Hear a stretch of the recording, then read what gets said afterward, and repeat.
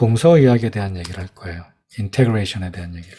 자, 요거는 한중일 그리고 대만까지 근대화의 어떤 과정을 겪었는가에 대한 그래프예요. 여기 보면 이게 메인랜드 차이나잖아요. 1929년에 PC를 완전하게 봉인시켰어요. 정책적으로 메인랜드 차이나에서. 그 다음에 우리는 그 구한말부터 일제강점기까지 특히 일제가 한약을 억압했어요. 완전히 배나진 않았어요. 지위를 격화시켰어요. 그 전까지 의사였는데 의생이라고 취급하면서 이렇게 할 수 있는 범위를 굉장히 줄였어요. 예, 여기 있죠. 1910년. 그래서 이거를 식민지의 결과로도 보는데 저는 그렇지는 않다고 생각해요. 왜냐하면 대만도 마찬가지고 일본도 마찬가지고 공통된 현상이었어요. 이 현상이. 그러니까 비단 식민지의 역사를 겪은 중국과 한국만의 일은 아니었다라는 거죠. 중국은 식민지도 아니었죠, 이때. 그러면 이게 한중일 3국에서 모두 나타난 일이었어요.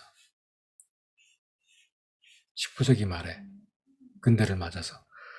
재밌는 것은 불과 몇 년이에요? 30년, 60년, 50년. 그 1900년에 밴을 시켜서 1950년대에 이걸 다 리바이벌 하기 시작해요. 다 부흥시킨 거예요. 그 부흥시킨 저변에는 제일 큰 게 서양의학이 예상만큼 좋지가 않았어요. 물론 좋은 부분도 많았는데 많은 부분에 대해서 한의학이 아쉬웠어요. 특히 굉장히 고가였어요. 이때 서양의학이. 귀족의학이었고. 지금은 또 아이러니한 게 한의학이 귀족의학이 됐죠. 일본은 요 시점이 비어있는데 사실 비어있는 건 아니에요. 왜냐하면 일본은 애시당초 한의사를 없앴어요. 그러면서 서양 의사들이 한약을 그냥 이때부터 했어요. 그래서 일본은 한약이 없어진 게 아니라 서양 의사들의 손으로 한약이 이루어진 거예요.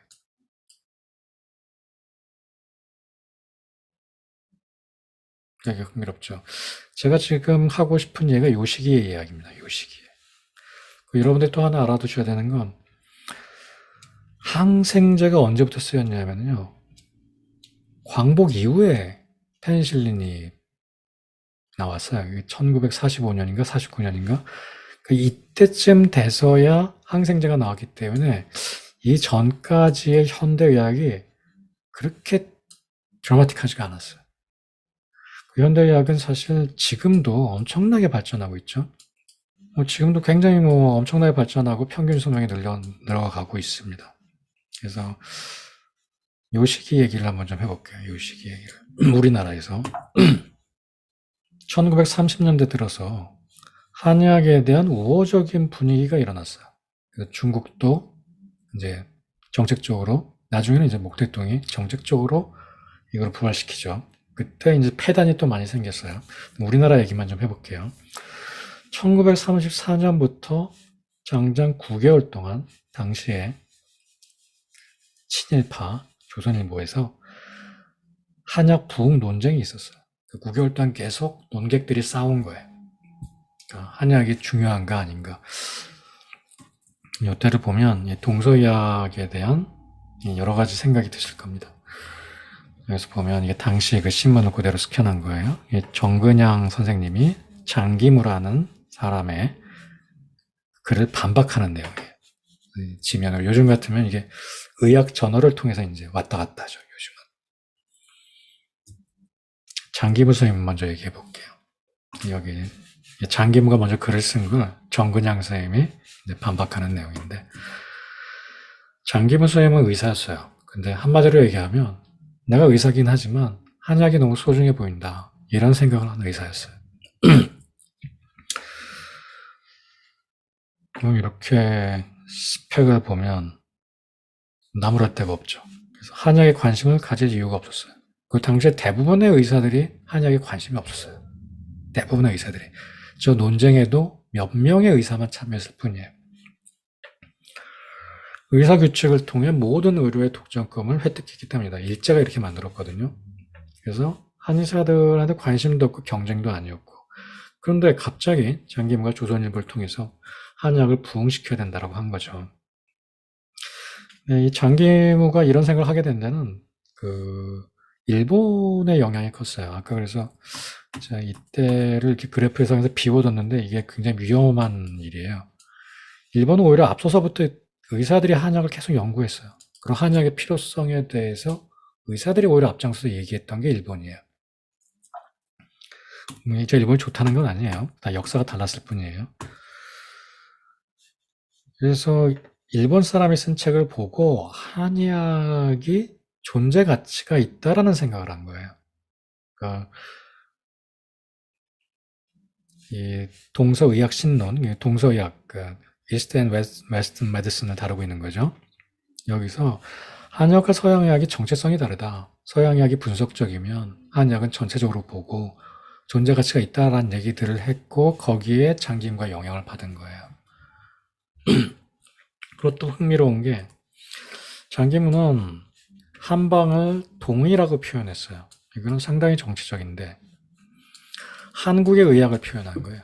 동이라는 표현으로. 저는 뭐 여기 적극적으로 동의하지는 않습니다. 제가 어그리하지는 않습니다. 이걸. 네, 어쨌든 굉장히 의미 있는 일이죠. 동이라는 것은 이 뒤에 나오나? 중국이 있으면 남방의 약을 남이라 그러고 북방의 약을 북이라 그랬어요. 그러니까 북경 쪽에 그리고 양자강 남쪽에 풍토가 다르죠. 다른 나라죠, 완전히. 그리고 중국의 동쪽에 있다라 그래서 동의보감이 동의보감이에요.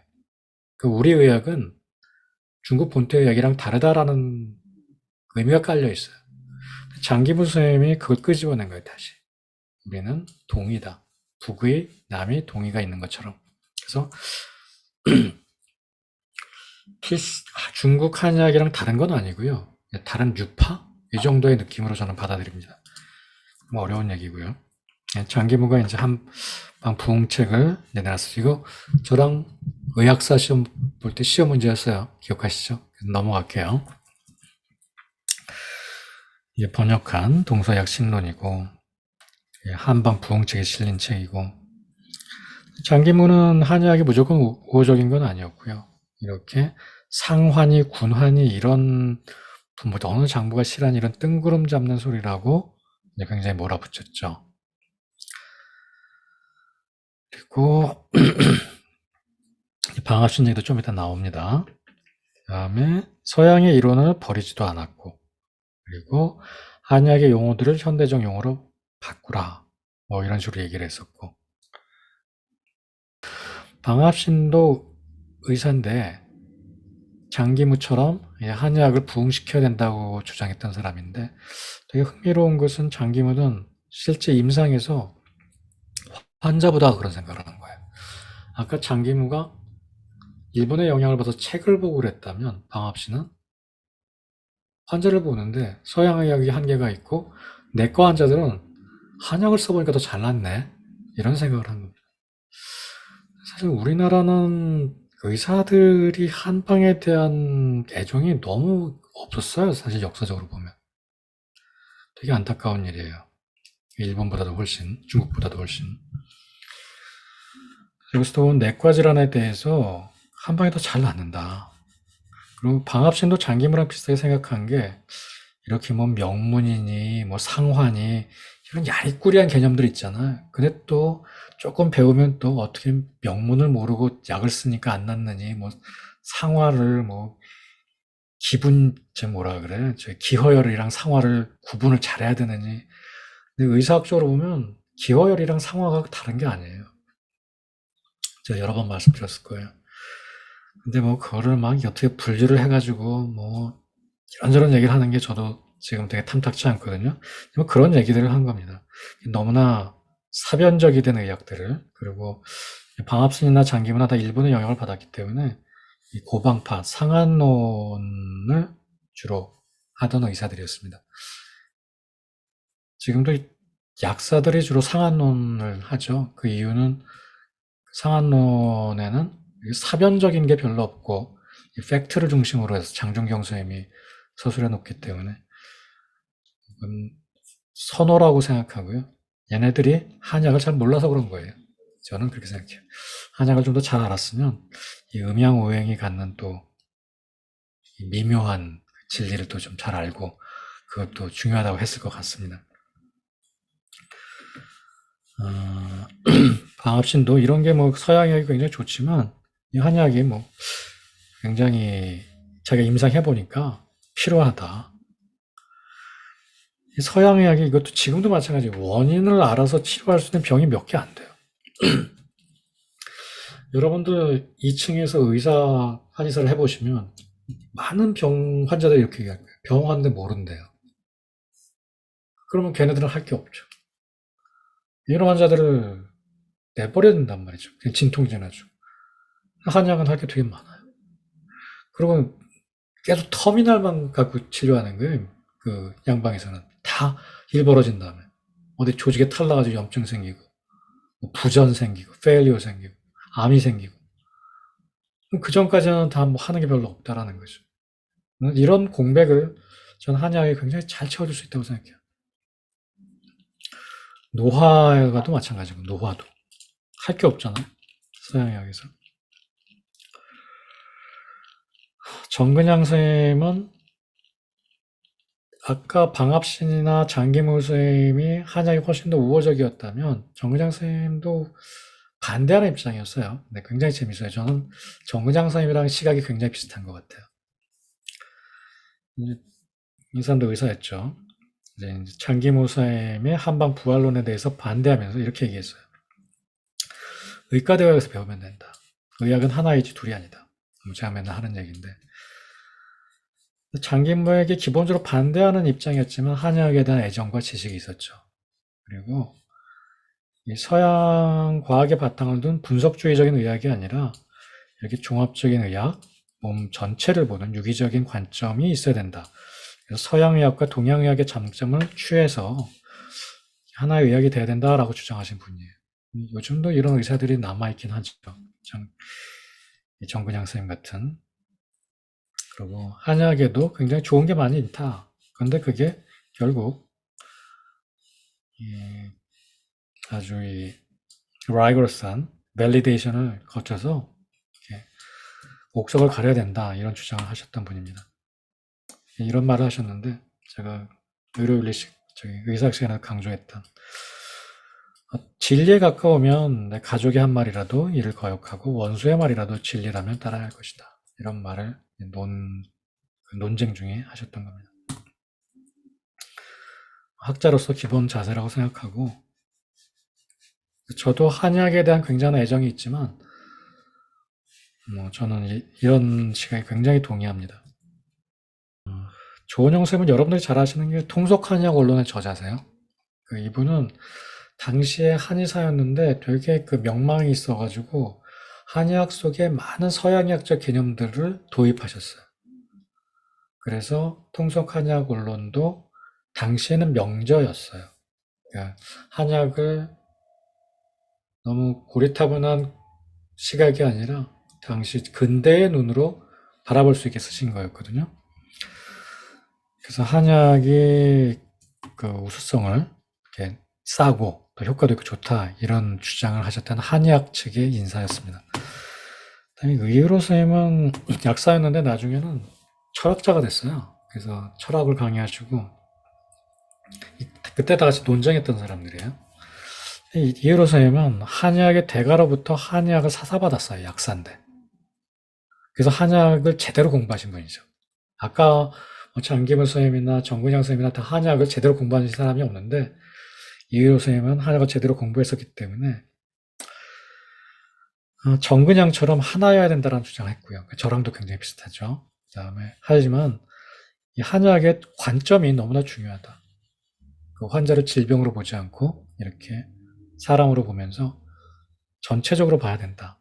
이런 종합적인 의학을 주장했었습니다. 이의로 선생님.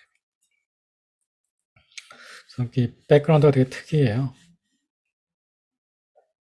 동양 철학에도 관심이 많았고 약학대학을 나오고 나중에 이제 사상가로 사셨다고 해요.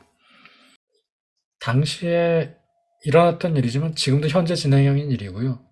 저랑 비슷하게 생각하시는 분도 있고 훨씬 서양의학의 배척적인 사람도 있고 또 훨씬 또 저보다 서양의학의 우호적인 사람도 있고 다양하실 텐데 그 모든 관점이 소중해요. 같이 조선일보에서 1930년에 있었던 일처럼 지금 동서의학 시간을 통해서 우리가 계속 토의하고 깨달음을 얻어야 돼요. 그래서 그 모든 그런 과정은 환자한테 이익이 가기 위해서 그런 거예요. 환자한테 이익이 가기 위해서. 그리고 이런 서양의학에 대해 한약에 대해 다시 보게 된 관점이 일방적으로 한국이 수용해야 됐던 근대에 대한 반성. 이 말이 되게 좋은데 그냥 우리는 거의 반강제적으로 모든 문물이 들어왔잖아요. 그러니까 옥석을 가리지 못했어요. 그냥 중국과 일본이 다 좀 점진적으로 받아들인 게 있거든요. 근데 우리나라는 완전히 닫고 있다가 갑자기 서양약이 들어와서 한 번에 판을 바꿨어요. 그래서 굉장히 흥미로운 게 해부학 서적도 한국엔 하나도 없어요. 중국이나 일본은 많아요. 한의사들이 쓴. 그래서 한의학과 서양약의 그 사이점이 존재하는데 한국엔 그게 없어요. 그러니까 서양 의사들이 거기에 대한 반성을 했다라는 거죠. 식민지 사관하고도 연결이 되죠.